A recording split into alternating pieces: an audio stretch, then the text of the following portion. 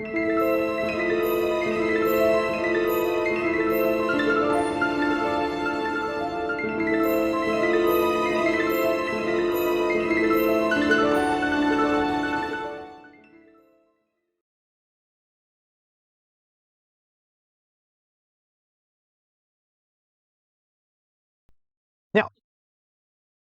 we jump from Giotto. Giotto starts doing his thing, and I often refer to him as sort of um, the iPhone of Renaissance art. Right? Some of you may not remember just what a mind-blowing thing it was when the iPhone came out. So before the iPhone, of course, we had cell phones, but a cell phone, you could make calls on it. You could call someone. You could maybe text someone. Some phones couldn't even do that. And you had this keypad, right? There was only numbers. So in order to get the letter you want, you had to like hit a certain number on your number pad a certain number of times to get the particular letter you wanted. So texting would take forever. Maybe you were lucky enough that your phone had a small LED screen, and that LED screen would allow you to play games, right? That often you didn't like download from the internet. Maybe if you were lucky, your phone provider would allow for certain games to be downloaded by a data transfer, or oftentimes you might download the game on your computer and then transfer it to the phone. And then the iPhones came out and could do all these amazing, crazy things that they could do. And I mean, to this day, like that was 2007 when the iPhone came out. To this day, I've essentially got an iPhone, and this is not an iPhone. This is a Samsung phone here. But essentially, I have another iteration of what the iPhone was, with its screen, with the apps, with the icons on there. It operates in the same way. It's got the camera on it. Right? It's essentially what an iPhone was. And that was because everybody's mind was blown by the iPhone, and everyone said, oh, crap, we got to catch up. Apple is leaving us behind. They are doing stuff where we weren't even thinking about doing yet. Giotto is that. Giotto comes along, he's doing what he was doing, and other artists say, whoa, okay, we need to kick our asses in gear because we got to catch up with what this guy is doing. So then we come to the 14th century in the Republic of Siena, right there. So very close to Florence, which is also going to become very important at this time, around about this time. And in the Republic of Siena, it's this powerful city-state that has, in the 14th century, become wealthy apart from the church. Rinse and repeat. You're going to hear that a lot. This was due in large part to bankers and merchants who were investing their money in overseas trade. So individuals are starting to make money, right? Whereas in the Middle Ages, who had money? People who held land, kings, queens, the royalty, the lords and ladies who held the land, and the church. The church who could tell people who could have wealth and who could not. Now you have enterprising individuals, bankers, merchants, people who are building ships, who are investing in trade with other city-states, other countries, other parts of the world, other continents. And these are individuals who are doing their own thing. The city-state becomes wealthy as a result of their efforts, and it has nothing to do with the church.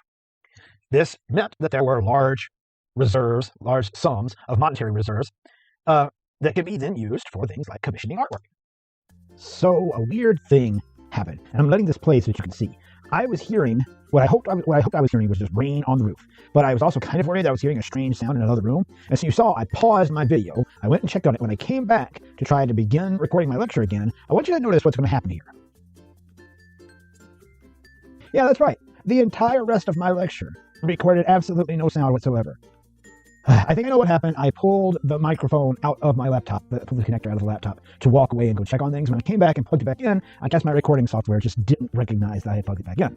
Well, at this point, it's late. I am so tired, and I don't feel like trying to record this entire last bit of lecture again.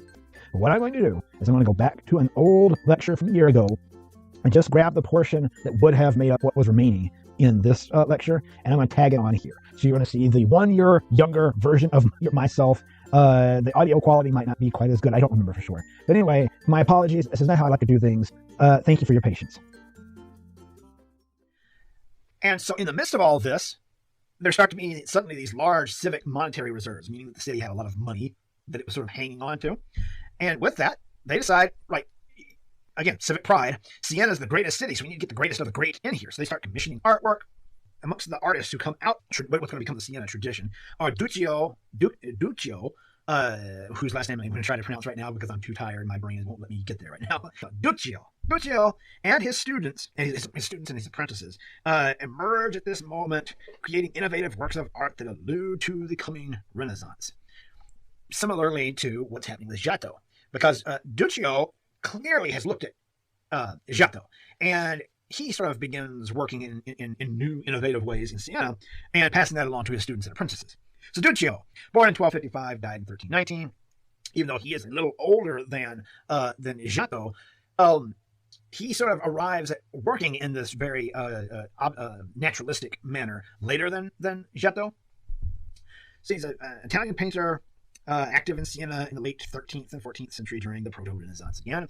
And he painted several important works in government buildings and churches and cathedrals. Now, again, that wasn't a thing that you would have seen in the Middle Ages for the most part. Artists didn't really spend a whole lot of time going into those areas painting projects that were meant for the people, right? If somebody painted for royalty, well, what they painted was meant for the royalty, right? The people weren't going to see that. Church commissions are what artists' main bread and butter had been.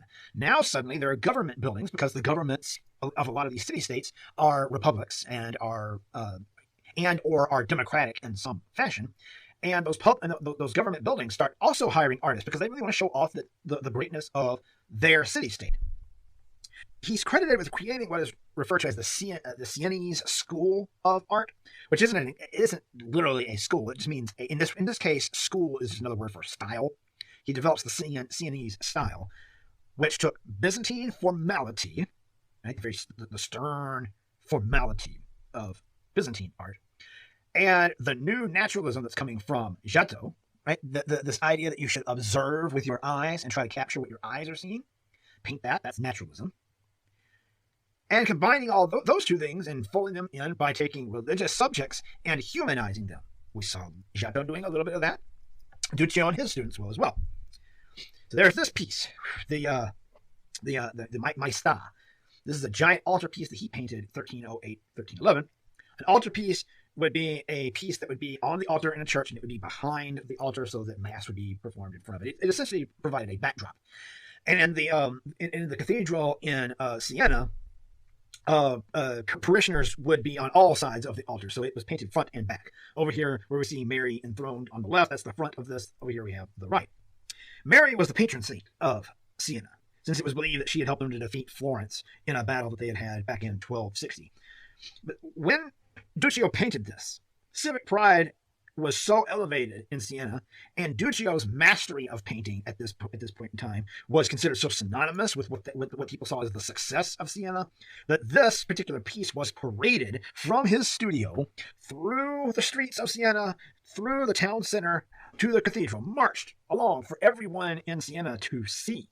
And Duccio was allowed to sign his name down here at the foot of Mary, which is a very new idea, right? That's something that wouldn't have been allowed for most of the Middle Ages. So at Mary's footstool there, we have his signature. The 7-foot tall central panel, this right here is 7 feet. So imagine just how huge this whole thing is. That depicts the Virgin and Child enthroned, and she's surrounded by angels and other important saints, both biblical and saints that had been canonized by the Catholic Church after the biblical times. And then on the back, over here, we have several smaller panels that depict stories from the life of Christ. And actually on the front and back, right? Down here we have some as well. These are stories from the life of Christ. And again, this kind of this painted front and back, because in that particular cathedral, parishioners could see the back of it as well. Here's that central panel with Mary in the middle. And if you've paid any attention at all over the past couple of weeks, you can see that is extremely Byzantine, right? He has studied what's happening in the Byzantine Empire and is incorporating it into his work. We have that austere formal composition, right? Everything is very stiff and sturdy. And there's even a certain amount of symmetry. It's not perfect symmetry, right? But if we draw a line down the middle here of Mary, if we see something on one side, it's echoed on the other side. If it's a person, right? Well, there's going to be a person, maybe not the same person, but a person in the exact same position on the other side, right? Everything's symmetrical and very sturdy and very, very formal, right? Very Byzantine in that way. Right? Even the saints up here, they're mirroring one another. The figures and faces of the saints and the angels are still very influenced by Byzantine conventions, right? Like you look at these angels and you see the Byzantine generic face, right? All over. And down here, right, the four saints that are kneeling at her footstool here. There, however, we start to see some evidence of individualized observation. right? Like, it seems like for this guy, these two over here, and some of the other people who are depicted here, there's evidence of, again, Duccio having picked out models and trying to make this character in his painting look like what he is observing while looking at someone that he's using as his model. That's very different from what the Byzantine era gave us, and he also, with the four of them, breaks from the stiffness of Byzantine poses as well, right? They feel much more natural and relaxed while they're kneeled down in this way. He's also fascinated with portraying fabrics, similarly to how Giotto was. But in his particular case, he's obsessed with getting the thin wispiness of fabric, right? And capturing that, and capturing the textures, the different textures of fabric, whether fabric is really thin and muslin-like, or whether it might be more velvety in texture. And like, Giotto wasn't interested in that. Giotto was just thinking about sort of the planes of light and shadow that he needed, right? That was pretty much kind of it. Right, in these particular cases, it feels softer, and it's not that sculptural approach to painting that Giotto had. Still, Duccio he's holding back here, right? This is the front. This is going to be, he knows his customers, and he knows his customers are still, stuck in the Middle Ages way of thinking about things. So he doesn't want to break from his austerity too much here. He doesn't want to get too experimental. On the back, he got much more experimental. This is one of the panels, the portrayal of Jesus, that is painted in 1308 to 1311. We have some inventive storytelling here, right? Where we have Judas kissing Christ here, very central in the piece, right? Then over here, he has this way of storytelling where all of the elements of the story are kind of like happening simultaneously, right? So that we've got, like I said, Christ being kissed by Judas in the middle, Peter over here cutting off the ear, which would have happened after this, and then over here these apostles who are running away, all in one panel. And now in his case, the background is still very flat and very Byzantine, right? I gotta move this. This doesn't quite feel like what Giotto is giving us, right? This doesn't feel like a shallow stage. It feels like a backdrop, and notice how the people their feet just sort of feel almost like they're floating there. This doesn't feel like it has that depth to it that Giotto gave us, right? So he's still hanging on to that a bit, but his way of telling the story with these people is not stiff. Right? The figures are dynamic, not stiff at all. They move, they flow. Where these apostles are running away, we even get a sense of the the drama as their clothing swoops as they turn to run away. Right? There's a sense of motion that we don't really see in very much artwork in the Middle Ages. We get the sense of observation, right? It feels like there's been a different model brought in for each of the characters. He's used someone and has painted these faces from observation, as well as the clothing. It looks like it's convincingly draped over a body that's underneath the clothing. Giotto was less concerned with that, right? Giotto is just looking at the light and the shadow, right? And thinking about how things, he's approaching the painting as if it were a sculpture. Duccio is thinking about there's the clothing, there are all the wrinkles, but there's also a body underneath that fabric, and that fabric should be falling over the body. And so what does that look like, and how do I portray that? He's even got different skin tones on different people. So he's even thinking about that with this. Emotions are shown on faces, postures and gestures are used to tell the story and display a variety of different types of emotions, the way people are standing, the way their faces are, again, the running away of this group over here to the right. It's a theatrical approach to storytelling in painting that is a decisive step toward humanism in painting. Now, Pietro Lorenzetti, he would have been one of Duccio's students, and he has a brother, Ambrosio, who we'll talk about as well. His contributions, as one of Duccio's students, his contributions to the Proto-Renaissance were some innovations in naturalism, pushing even further from what his teacher Duccio innovated. But also, he's going to give us some early spatial illusion. He's going to do more than Giotto accomplished when it comes to giving an illusion of there being space within the painting. And this, of course, is a huge influence on the early Renaissance that would come after him. So you've got this particular painting here, the Birth of the Virgin. Now, there are all kinds of problems with the space that he's created here that, again, artists in the early Renaissance are going to figure out. But he's still figuring it out. But look at this. These are 3 panels of a painting on a wall, and he's having to work around some architecture that's already there, right? These arches here and the pillars in between were already in place. He's having to paint in between them. Well, so what does he do? Well, he does this pretty ingenious thing of making the whole thing look like it's an extension of the space that we're standing in, and that these pillars are actually kind of like blocking our view of things. And he does that by like putting tiles on the floor and using what is a crude form of linear perspective. That's something that the Renaissance will figure out later. And even the bed, by making sure that the bed has this kind of plaid patterning on it, he gives us a plane and another plane, and the whole thing feels like it's sinking backward as if it was another room built onto the room that we are standing in as viewers of the painting. Now, there are problems with it. Individuals aren't the right sizes. They should be much bigger in some cases and much smaller in other cases. This is the birth of the Virgin. So this is an apocryphal story. It's not in the Bible itself, of when Mary was born. Mary's mother traditionally is named Anne. So this is Anne here. Notice, she's the furthest thing away from us. And yet she's almost the biggest human in the whole thing, right? She should be smaller when she's back there. So he hasn't quite gotten that figured out just yet. Now, Siena is again a good one to look at as far as sort of diving into the ideology of the late Middle Ages, the Proto-Renaissance, because again, it was a republic.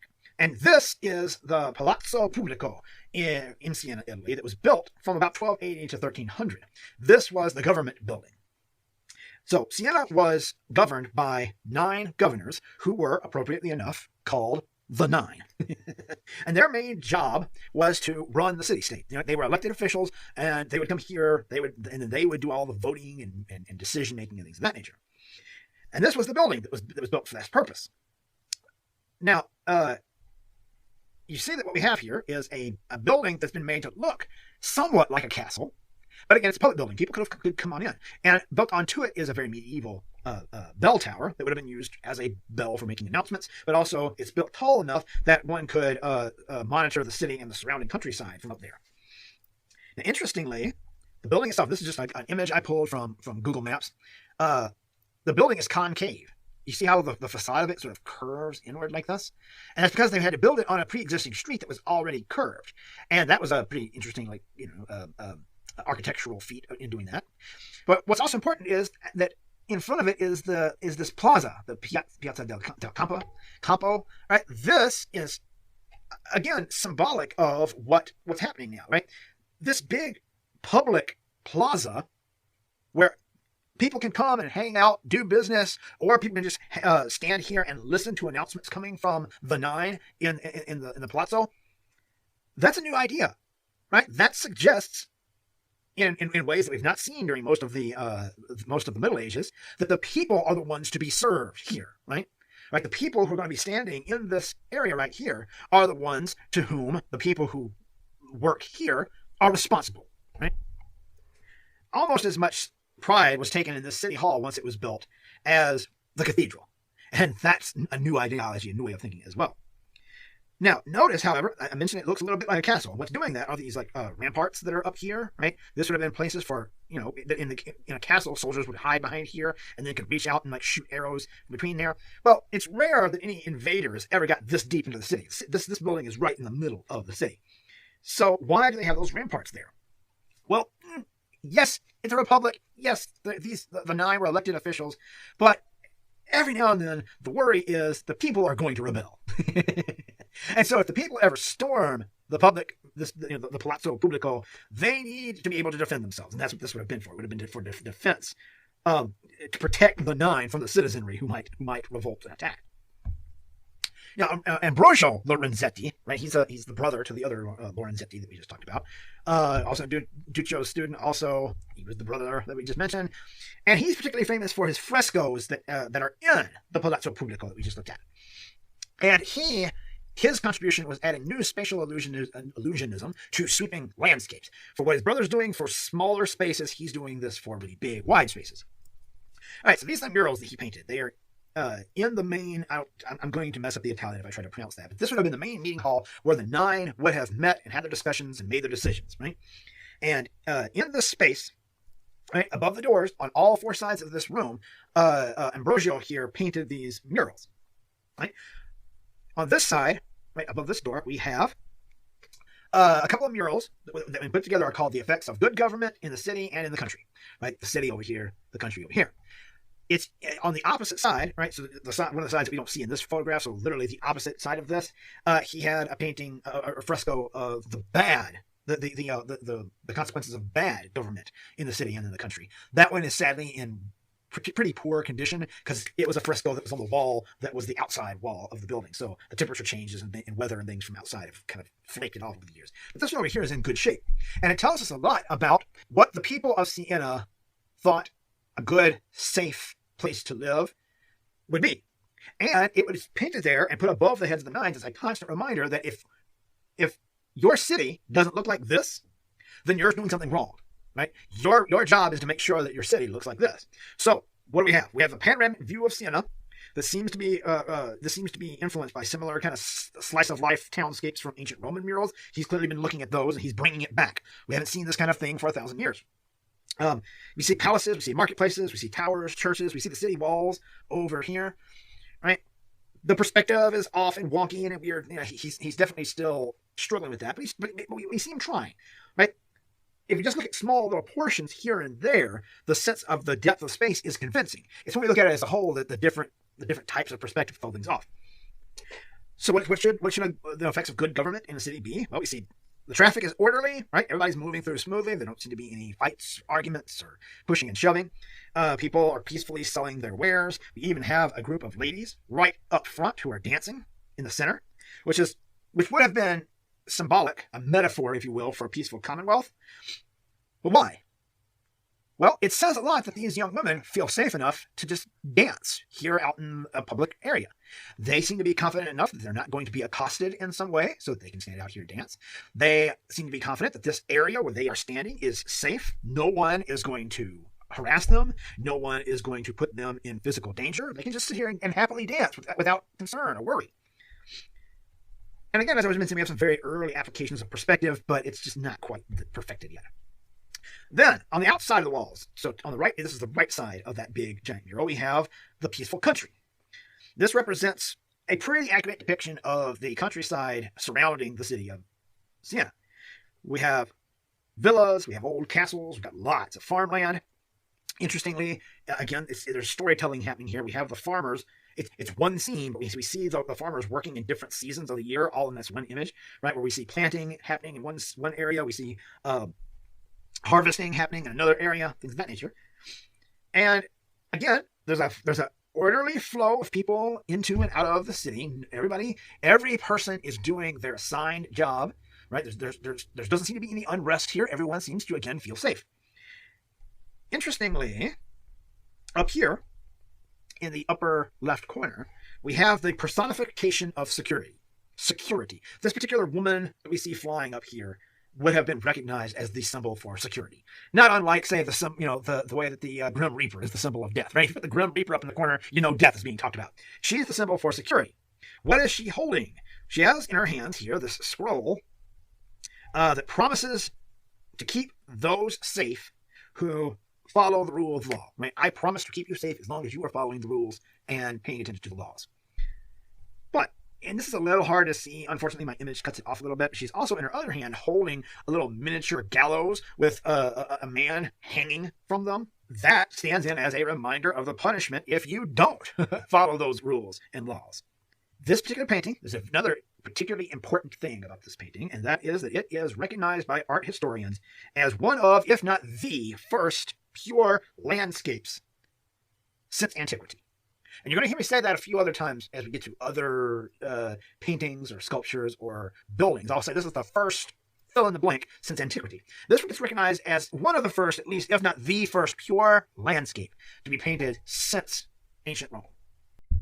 Let's continue, shall we? Let's talk about the same time period, the late Middle Ages into the early Renaissance. But let's hop from Italy into Northern Europe. Specifically, we're talking about France, a kingdom at the time. The Flemish state, Flanders. These would be a grouping of small countries that would eventually become the Netherlands, Brussels, that area up there. And the German kingdom, what was left at this point of the Holy Roman Empire, which was down to just a small portion of what it had once been. So some changes that contributed to the early Renaissance in Northern Europe. Rinse and repeat, just like we were saying in Italy, there were many cities and nations that became independently wealthy apart from the church due to commerce. So, wealthy people in these areas, as a result, could purchase art. The church and the aristocracy still commissioned art, but they weren't the only customers anymore. Then in the north, we have some changes in religious expression, as the Catholic Church, actually during this particular period of time, had a split. And for a time, there were two popes. There was the one in Rome, in the Vatican. There was also a pope in France until that all got mended. The divide was eventually repaired in 1417, but the church's reputation was tarnished in the north as a result. Then there was increased literacy in the north, particularly due to an inventor by the name of Johannes Gutenberg. He was in Germany, who invented the printing press and movable type in 1439. And so people began to turn to religious movements that encouraged personal reading and meditation on sacred text to develop a personal relationship with God. Books began to be printed, and the ancient texts start to get translations into what would have been modern languages at the time from the old ancient Greek and Roman languages, Greek and Latin, that is. So that, and that was specifically to meet the desire of this new class of people who could afford those things. As well, there started to be some political changes during this era. So France had been mired in what was known as the 100 Years' War, and this finally comes to an end. At this time, this was a war that they were in with England for a long time, hence the 100 Years' War. Flanders, during this time, becomes this economic powerhouse. Right? Flanders in the area that would eventually become known as Holland, in particular, this period of time is going to be the beginning of a time of economic boom for that area, and it's because of its sort of geographic situation on the continent of Europe. Spain became unified by the marriage of Queen Isabella and Queen Ferdinand during this time. If you don't recognize those names, those would be the people who sent Christopher Columbus on his way. We're getting very close to that period of time. And there you have it, right? There were government-funded missions to find new trade routes, which resulted in, actually, the discovery of the American continents. Not so much the discovery, but, for Europeans going out and learning, let's say, that there were a couple of extra continents on the planet they hadn't realized were there. Now, during this time, art was still considered a craft. It's not going to be for much longer, but at this particular moment in time, it's still considered a craft. And so those who wanted to pursue a career in art had to join up with the Guild of St. Luke. Remember that St. Luke was, or traditionally is considered the first icon painter, and as such, the Guild, this would have been kind of like not unlike the modern day equivalent of a labor union, right? The Guild of St. Luke. By joining the guild, you would get guild training and membership in the guild, and that would be required to be a professional artist. It was a way of putting like a stamp of approval, if you will. The guild would say you get trained in the system where there's a master artist. You want to work as an apprentice under that artist until that artist feels like you have learned all that you can learn, and then you will make your masterpiece. You may have heard that term before, right? The masterpiece at this particular time would be when the artist that was your master would say, I want to see what you can do. And if you had made a piece that proved you to be worthy of being a master in the guild, then you would move on to being a master, and you would take on apprentices. They could, as a result, they controlled the training in art, but they also controlled, say, pricing and things like that. They regulated pricing and things of that nature. And that's how that was done, right? Art had not yet moved into the universities. All right, so I'm not sure. I'm up here in the corner. I'm not sure. I'll move myself if I need to, if it turns out I need to during this video.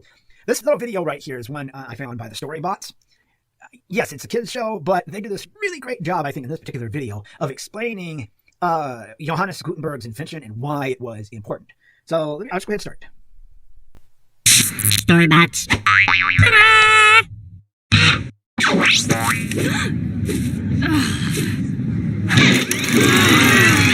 Storybots presents Great Innovator.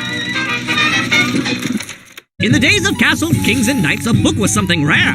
It was made by hand for wealthy folk, with lots of gold to spare. Till a clever man named Gutenberg said, That's a shame indeed.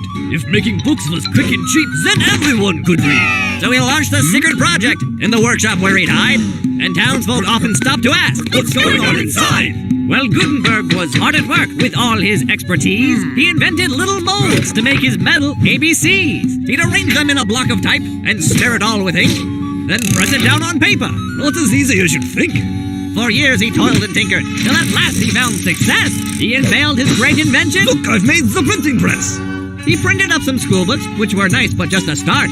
But then he made his famous Bibles, which were splendid works of art. Whoa. The printing press soon changed the world. Now everyone had books. Not only kings and noblemen, but farmers, maids, and cooks. So today, whenever you enjoy a book or magazine, just remember that it started out with Gutenberg's machine.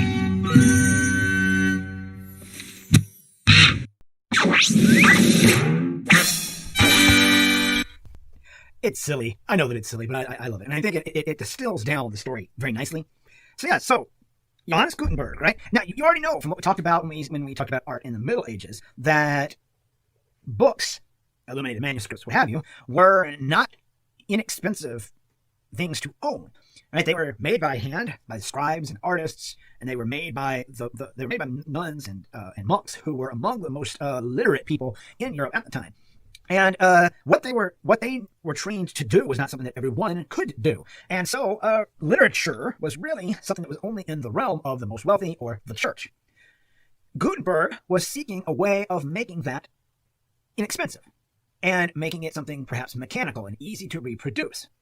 Well, by this point, there were already starting to be artists who were starting to create prints by pressing wood that had been carved in a certain way and covered in ink and pressed down. And there was the wine press, right? This was a press for squeezing the juice out of grapes for making wine. And, Gutenberg sort of saw that as a means of potentially recreating and printing text onto pages. Now, understand, Gutenberg gets a lot of the credit, but in fact, over in China, much earlier than this, they had developed something interestingly similar.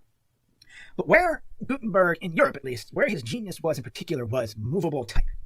We'll talk about that in depth in a moment, but understand that Gutenberg and his apprentices and things of that nature, as I mentioned, they once they had the printing press figured out and operational, they made a few textbooks and things of that nature. But where he really made his name was with what is now referred to as the Gutenberg Bible. And this was a Bible that Gutenberg and his company, let's say, chose to take on the challenge. Like, they wanted to be able to challenge the scribes who were producing Bibles for wealthy people. And so they created this Bible, which was made to look, the first text that they used was made to look like the scribes had done it. He's doing this in such a way as to mimic what they were doing. But because he can do it in a very fast and inexpensive manner, it was made affordable and available to not just the wealthiest, but to some who are more in the middle class. Sorry, I had some notes that I forgot to get to. So about 180 of them were printed that we know of for sure, and 49 still survive today, unless there are some that are hidden someplace and haven't been found yet. And they were the Bibles were done in multiple volumes. Each volume by itself, like that's a volume of it right there that you see, weighed 35 pounds. These things were quite huge. So how do you go about it, right? And create this thing that really, to a certain extent, is still kind of the template upon which Bibles are based even now. Well, as I said, his first sort of genius move was movable type, right? Movable type is what you saw in that video. They were these little pieces of metal that had an embossed letter on the end, letter or character, right? It could be punctuation or a number, something like that. That would have been in reverse, right?